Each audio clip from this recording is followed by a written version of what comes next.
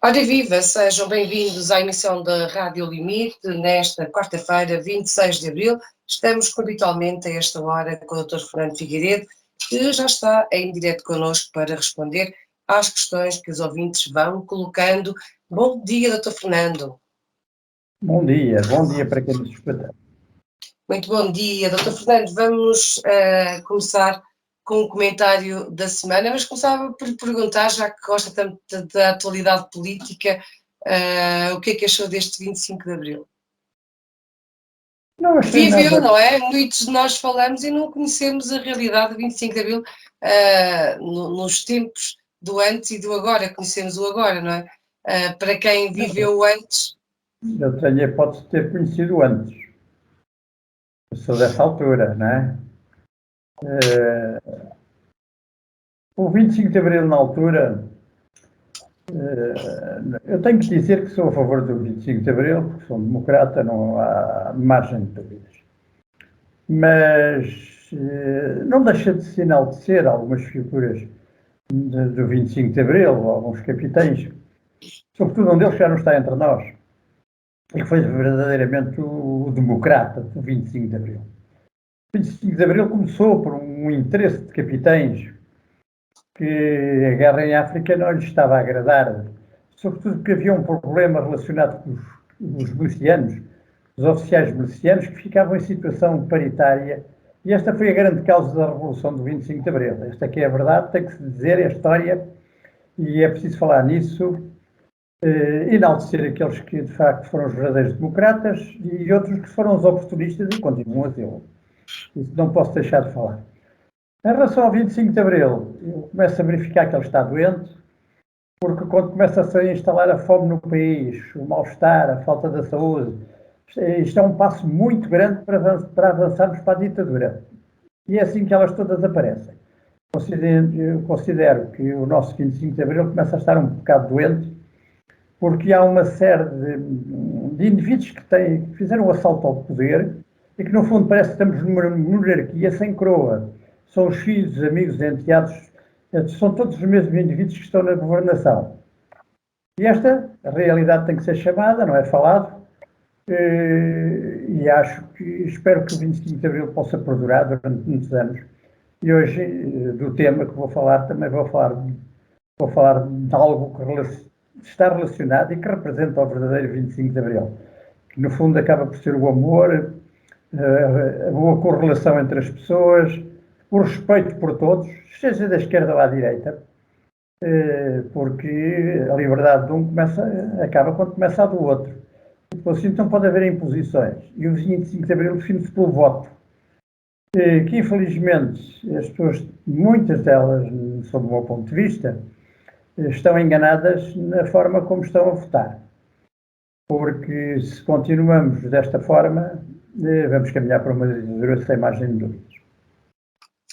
Em relação ao tema da semana, depois desta provocação, porque ontem foi animado, pelo menos na Assembleia da República, aquilo foi uma animação, se faltaram, foram coisas nunca vistas, digamos assim, não é? Houve ali algumas estações.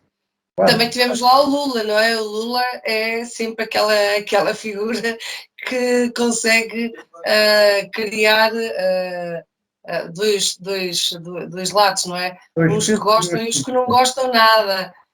E o Parlamento também teve ali uma situação que, pelo menos quanto a mim, não gostei de ver, porque estamos num sítio onde se representa Portugal. Quando tivessem que fazer aquele tipo de situações, deveria ser fora. Mas cada partido, enquanto partidos que representam o meu país, não fiquei muito contente de ver aquilo, mas... houve aqui dois erros políticos.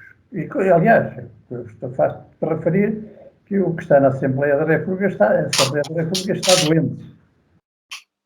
Já falei disso várias vezes, precisamente para as pessoas que lá estão. É como eu digo, aquilo é uma república, mas que parece mais uma monarquia. Monarquia sem coroa. Ora bem, o que se passou ontem foi uma vergonha, tanto à esquerda como à direita. E como ao centro, posso assim dizer. Independentemente do partido que tivesse tomado aquela atitude. Não estou aqui a falar de partido em concreto. Houve um que teve aquela atitude, mas que, no fundo, está a representar todo um país, não é? Só o facto de convidar, só o facto de convidar uma pessoa que era polémica para ir à Assembleia da República, É verdade. Já foi um tiro ser um erro político crasso, porque já sabiam que uma coisa desta se ia passar. Ora, por isso é que eu digo, o país está doente, do ponto de vista político. Segundo, houve excessos, porque uma vez que ele lá foi, também houve excessos. E não esperava que houvesse excessos do tipo que houve o partido que teve os excessos, e vou ser específico em relação ao Chega.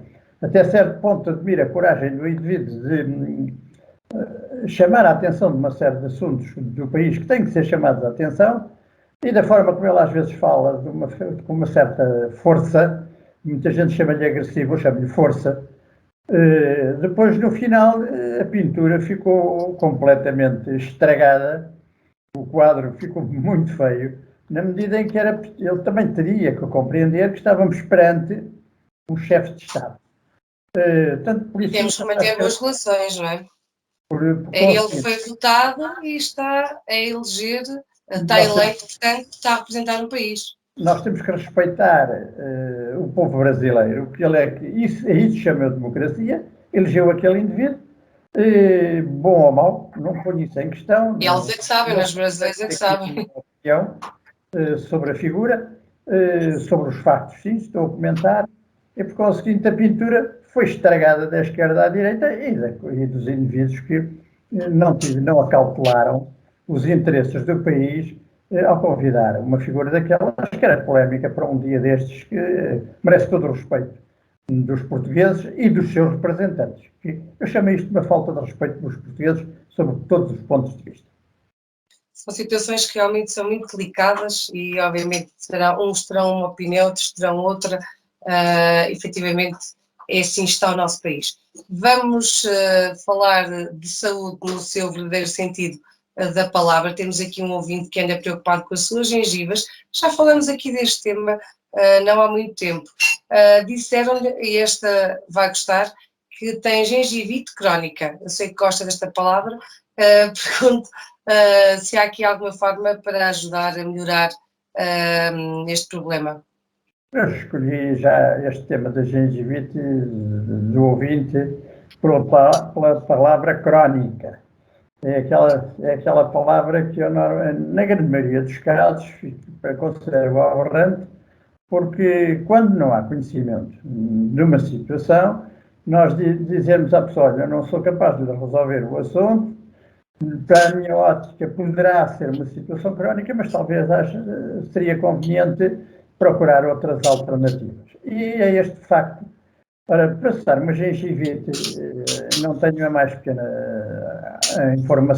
ideia, dúvida, queria eu dizer, que por trás disto tem que estar, como é que dizer, falta de imunidade, tem que haver aqui bactérias infectantes, ou seja, a imunidade não tem capacidade de repelir esta infecção. Parte do princípio que a pessoa está a fazer uma higiene oral correta e, por conseguinte, temos que verificar aqui como é que estão as suas funções alimentares, o seu intestino, porque tudo isto é que vai levar depois a que as bactérias vão perdurar. Temos que ir à base da situação. Até lá, ele pode minimizar o problema, buscando consumo de limão. Poderá ter nestes casos já ser puro, e vamos dizer, então estraga os dentes. Já é normal eu ouvir esta palavra. Não estraga os dentes nada, o que ele vai tirar é o tártaro, e depois ficam logo os buracos. Então, assim, não vai estragar esmalte nenhum, o esmalte já saiu de lá há muito tempo.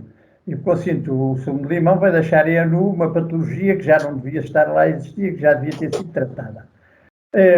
Consinto, pode buchar também e tomar uma mistura, como por exemplo o alcaçuz, o cravo da Índia, o mirtilo, não só beber 3 a 4 copos por dia, ou buchar. Agora, haverá aqui outros assuntos que estão por trás da sua alimentação, dos seus intestinos, da sua digestão, e que, na minha ótica, têm que ser verificados. E só assim é que deixa de ser crónica para passar a ser tratável como uma grande maioria das patologias que dizem que são crónicas porque não vão à base da questão. Muito bem, vamos então prosseguir para mais uma questão, mais uma ouvinte que tem aqui uma infecção urinária, que acontece com muita frequência, diz que toma antibióticos e melhora. Foi-lhe dito que é uma gonorreia crónica. Pronto, lá, mais uma vez. Gonorreia crónica, mais uma daquelas que o doutor aprecia. O que é isto, gonorreia? Ora, são infecções urinárias.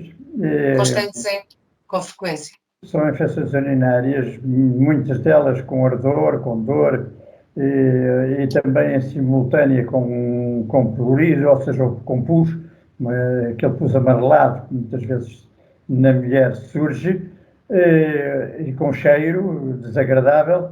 Ora, todas estas infecções elas são crónicas porque, mais uma vez, não vão à base. E a base é que um dos cuidados que há, esta patologia tem a ver muito com o sistema também imunitário.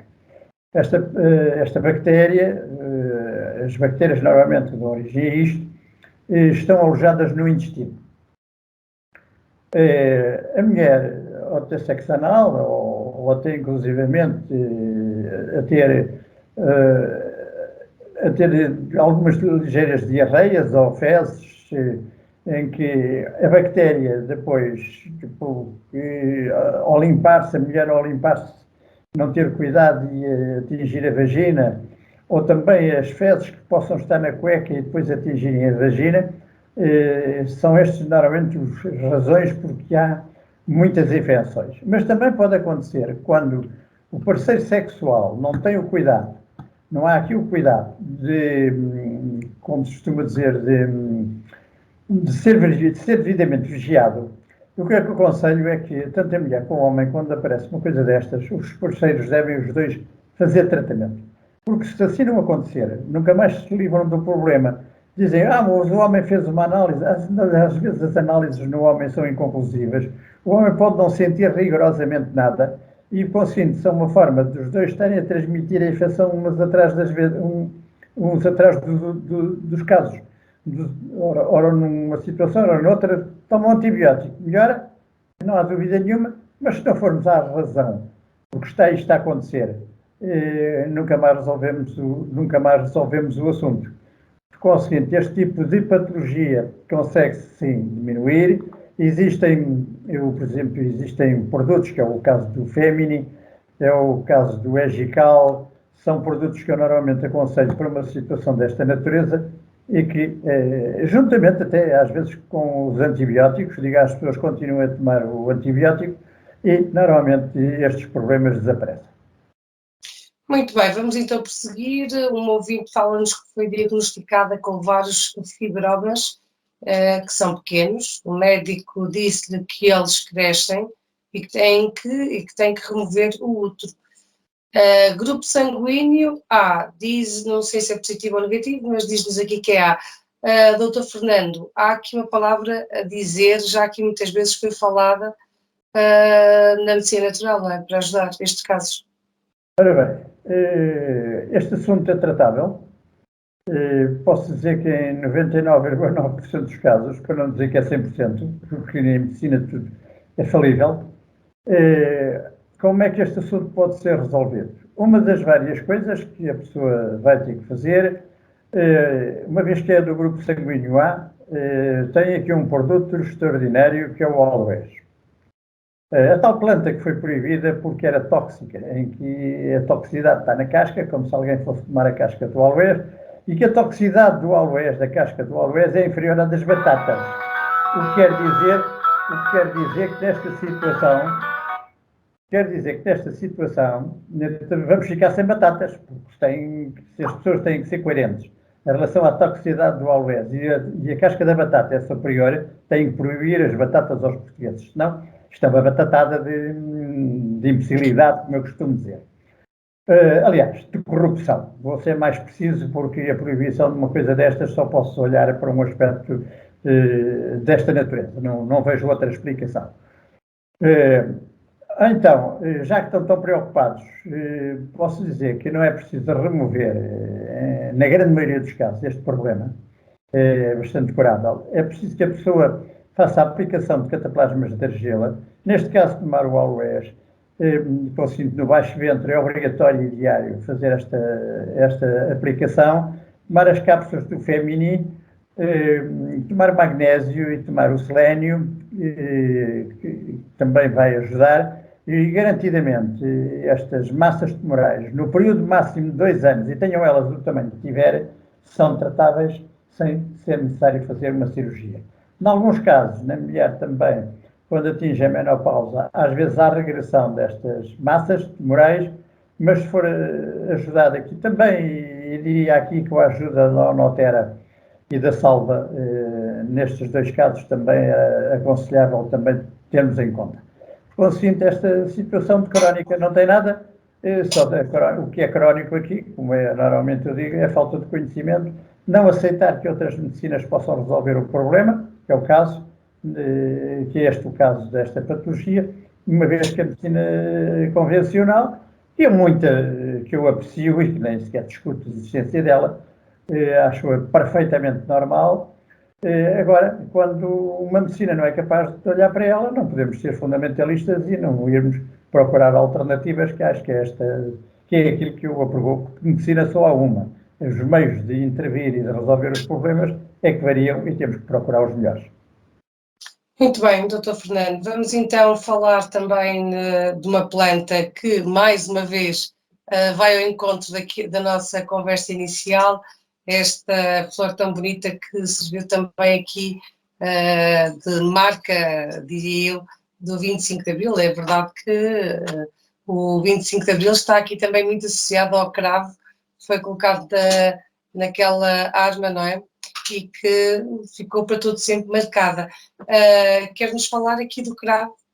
Ora bem, o cravo precisamente é o símbolo, temos de dizer que é o símbolo da nossa democracia, é o símbolo da liberdade, é uma planta que irá perdurar durante muitos anos da mente dos portugueses e que eu escolhi como tema de hoje, precisamente, que ela não serve só para o símbolo de defender a democracia, como tem propriedades terapêuticas. Ela representa o amor incondicional, seja qual for a perspectiva que vamos olhar em relação ao cravo. Como há bocadinho falei, a democracia também é amor, é respeito pelo próximo.